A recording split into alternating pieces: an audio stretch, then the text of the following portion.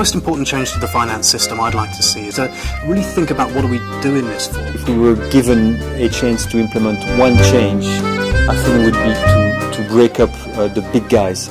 We would like to see a much fairer financial system which balances the needs of consumers with that of financial institutions. I think the most important change is a move away from absurd complexity. So the most important change is that money is created in the public interest.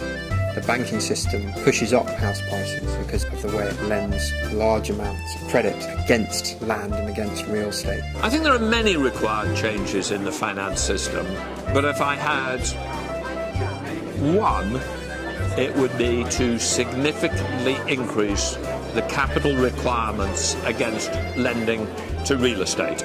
We need lending against real estate, but we simply have to realise that that creates problems, and there's a naturally arising bias of the banking system to lend even more money against real estate than is good for the whole of society. So we need to lean against that by setting higher capital requirements, requiring bigger capital buffers for the lending which banks do against real estate.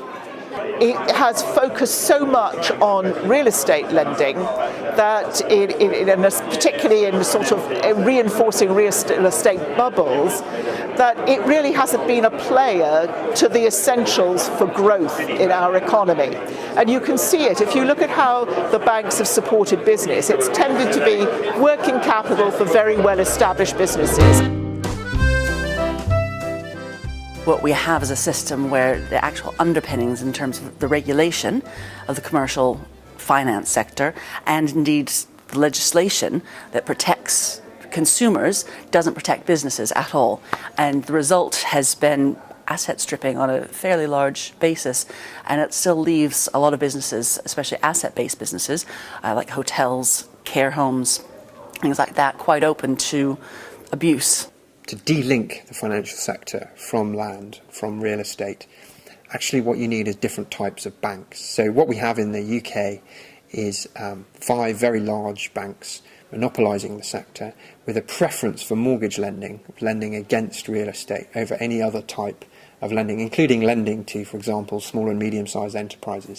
So you have what we call too big to fail institutions. We need to break them up, not just for the sake of it, but because they have so much lobby power, because of their size, so much market power in terms of forbidding new entrants and pioneers to grow, that something needs to be done to make this smaller. Also because we need a much more local financial system. Focused on local economies, focused on building relationships with businesses who are prepared to make loans without always needing an asset, without always needing land to collateralise their loans. The demand side drivers of the housing crisis have been mostly neglected because of a misunderstanding of what demand is. People often confuse housing need with housing demand, but often those most in need exert the least demand in the housing market. If we can really get the value of land, which affects the value of people's homes and the amount they're paying for it, divorced from the speculative bubble that mortgage markets are driving, that would have a massive impact not only on people's ability to house themselves, but also on the financial system as a whole. One of the things that it's worth us researching and looking into is whether there can be different kinds of ways of financing housing which are more equity-based. If we were to tax the increase in value of homes, or if we were to separate land from the cost of housing, then I think we could make a serious and systemic intervention into the house price problem. It would also mean that banks wouldn't be able to collateralise their loans against housing and land, certainly not such large loans, because house prices would inevitably fall if you had a land value tax or if you separated land from the cost of housing. The finance system should be about serving society, about doing what society and the environment needs. But somewhere along the way, particularly around 2008, where we saw it brought home, we lost touch with that idea of a social licence and a social purpose. I think we absolutely need to rethink the role of public banking. There's so many lessons we can learn about, for example, how portfolios can be structured to allow risk-taking, to rethink the risk-reward relationship, but for the public good. So at the moment, 97% of all the money that we use is created by private banks when they make loans. And most of the money that they create goes into property and financial markets, blowing up housing bubbles and increasing inequality, but doing very little for ordinary people. The 3% of money that is created by central banks is in the form of cash. And they've obviously also created money through the quantitative easing programme, but again, that hasn't been spent into the real economy. Positive Money thinks that all the national currency that we use should actually be created in the public interest, and that we should no longer rely on the private banking sector to decide how much money to create and where to put it. And we need a money commission to start looking into these ideas now. So first of all, there is a question that people sometimes like to avoid of ownership. There is an ownership issue. So for example, when you have, say, a state investment bank or the green investment bank, but then when we privatize something like a green investment bank, what does that do to the characteristics of that particular type of finance? Or again, if we think of the venture capital sector, it's so exit driven. They want to exit through an IPO or a buyout, and they want that to happen in 3 or 5 years.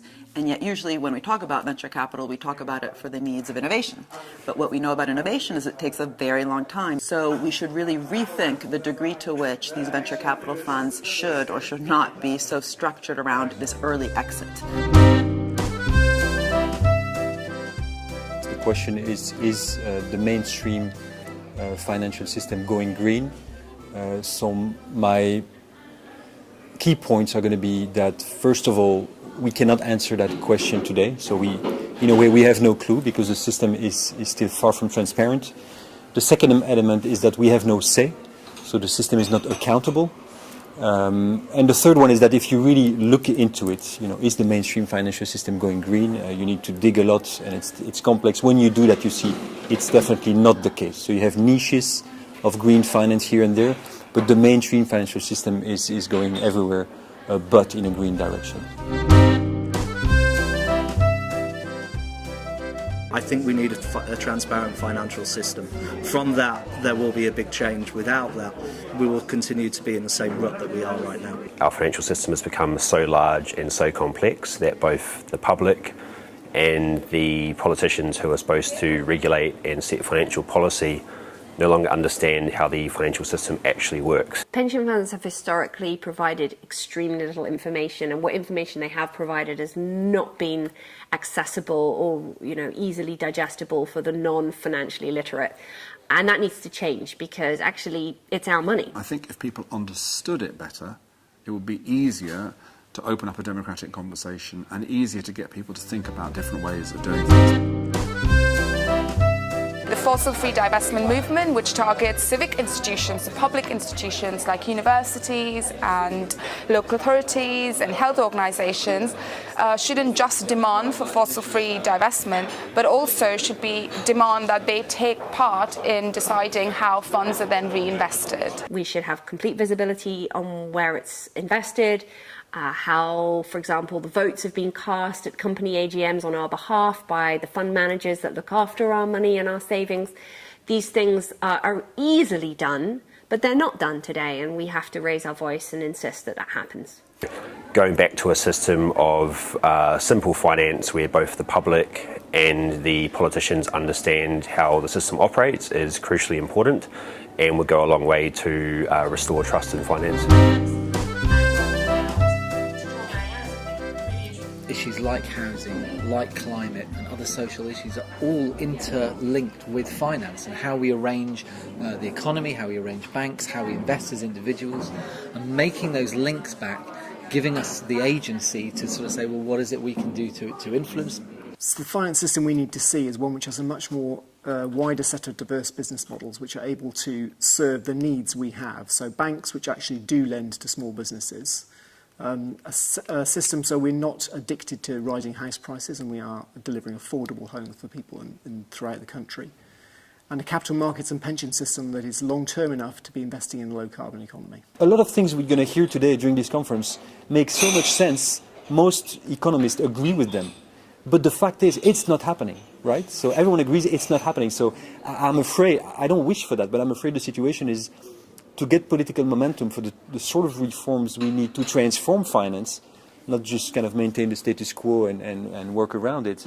To transform finance, something will need to happen. It's a pity that the political momentum did not come from the last crisis, as bad as it was. But I'm afraid that's the case. And I mean, the fact is the indicators are there and blinking that the next crisis is coming, that the system is not stable.